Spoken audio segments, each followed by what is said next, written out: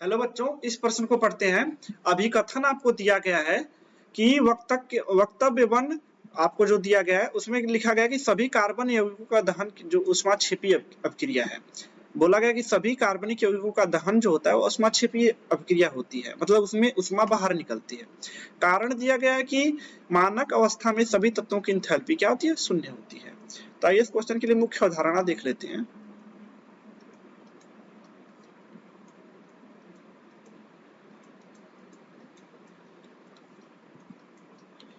तो इसके लिए आपको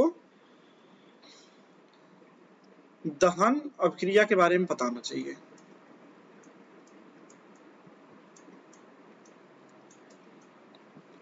तो दहन अभिक्रिया होती क्या है, बेसिकली जो हाइड्रोकार्बन थे, सपोज करो C6H6 बेंजीन है, जब हम इसको जलाते हैं तो ऑक्सीजन की उपस्थिति में जलाते हैं तो क्या बनाता है, कार्बन डाइऑक्साइड बनाता है और जल बनाता है, और साथ में क्या होती है, ऊष्मा बाहर निकलती है, और साथ में ऊष्मा क्या होती है, बाहर निकलती है।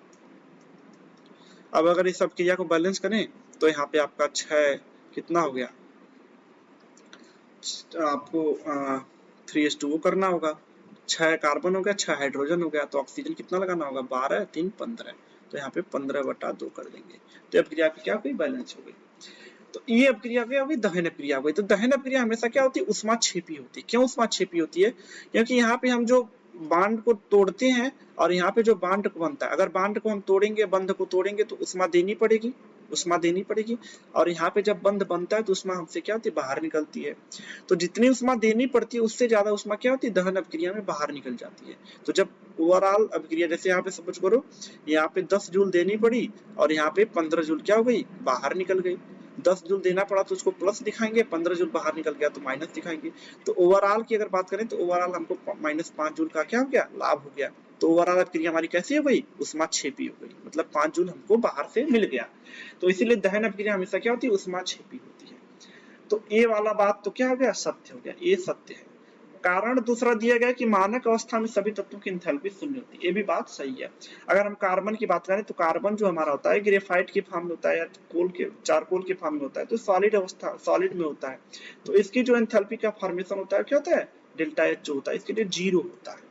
उसी प्रकार से अगर हम बात करें नाइट्रोजन, तो नाइट्रोजन मानक अवस्था में क्या होता है, गैस होता है। तो नाइट्रोजन के लिए जो डेल्टा H होता है, एंथैल्पी होती है, क्या होती है, 0 होती है।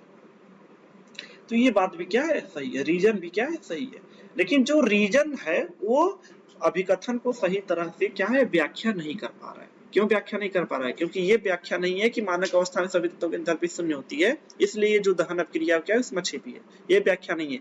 व्याख्या इसकी ये होगी कि जो बंध बनते हैं उनमें ज्यादा ऊर्जा बाहर निकलती है जो बंध टूटते हैं उसकी तुलना में, ठीक है।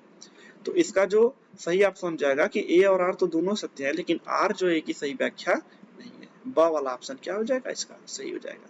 तो इसका आंसर क्या हो जाएगा, ब। आशा करता हूँ आपको क्वेश्चन समझ में आया होगा। धन्यवाद।